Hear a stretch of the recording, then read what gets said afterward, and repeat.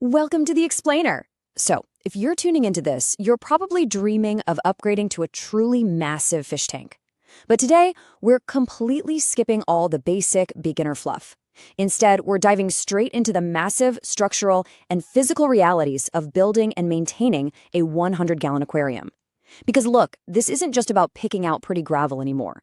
This is where the freshwater hobby gets serious, and the stakes get incredibly high. So let's just jump right into it. Right out of the gate, I've got to hit you with a pretty staggering number.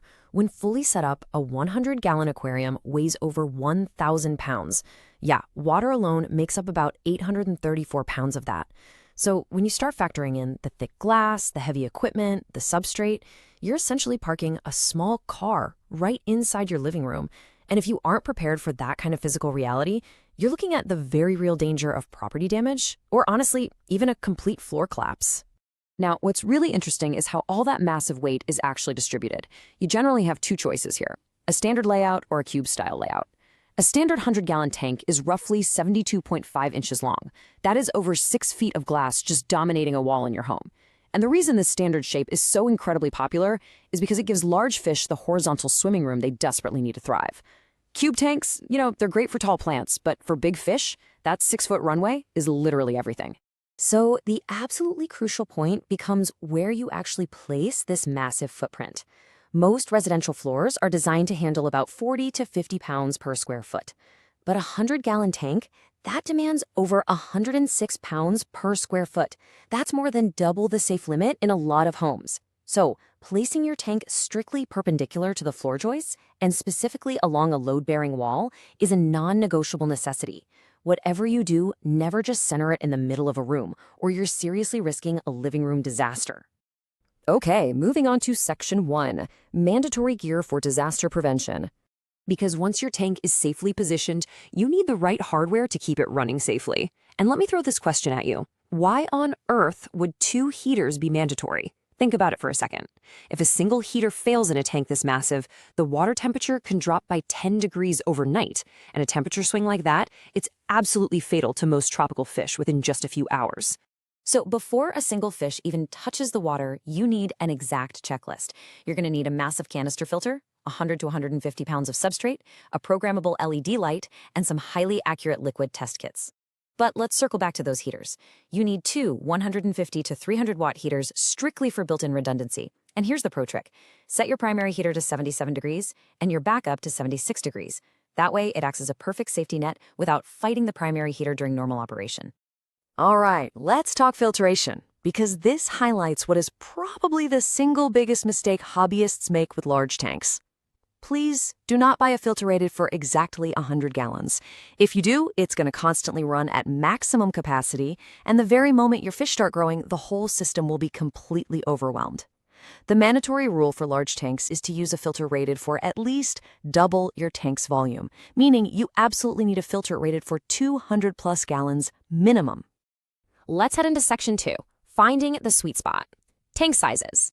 With all this talk of extreme weight and heavy-duty gear, you might be sitting there wondering why you shouldn't just go a bit smaller, or hey, even bigger.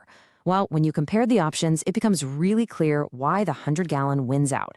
A 75-gallon tank is only 4 feet long, which severely limits your options if you want large-bodied fish. The 100-gallon, though, gives you that impressive 6-foot length for maximum swimming space. Now sure, a 125-gallon also gives you that 6-foot length, but it jumps the weight up to a terrifying 1,200 pounds, and it significantly spikes your setup costs. So the 100-gallon is basically the perfect sweet spot. You get stocking flexibility without the extreme weight penalty of a larger system. Section 3, the chemistry, the nitrogen cycle. Okay, once you have this sweet spot all set up, we enter the absolute most crucial phase, cycling a massive volume of water. And here's the thing, this actually takes longer than it does for a smaller tank. Understanding why is really the only way you'll prevent deadly new tank syndrome. So here is the strict biological progression. Cycling a 100-gallon tank usually takes 4 to 8 weeks. Step 1, your ammonia rises. Step 2, nitrite spikes. Step 3, nitrite appears, which is great because that means beneficial bacteria are finally converting the toxic waste. Only at step 4, when ammonia and nitrite are sitting firmly at 0, is the cycle actually complete. And I really have to warn you here, do not use bacteria in a bottle as a pure shortcut. It's a fine supplement, sure, but the absolute best way to cycle safely is by properly seeding your filter media from an established tank, and frankly, just being patient. Section 4. The reward. Choosing the right fish. Okay, you've done the heavy structural math, you've bought the heavy-duty gear, and you've patiently waited 2 months for the chemistry to balance out. Here is the payoff. These are the showpiece fish that people literally build entire rooms around. We're talking about the iconic Oscar, which grows to an incredible 12 to 14 inches, or the incredibly aggressive solo-living flowerhorn at 10 to 12 inches, and the Geophaphus, which looks amazing thriving in groups. These specific species thrive in a 6-foot footprint, and more importantly, they completely destroy that outdated 1 inch of fish per gallon myth. Seriously, an 8-inch Oscar produces vastly more waste than 8 1-inch tetras, simply because of their massive bioloads. You always have to plan for waste, not just physical length. And speaking of length, we really need to bust what might be the most disastrous myth in the entire aquarium hobby, buying based on juvenile store size. You know that cute little 4-inch common pleco you see at the pet store? Yeah, that guy will rapidly grow to 24 inches long. Or what about a silver arowana? They grow to a massive 36 inches and require a 250-gallon tank as adults.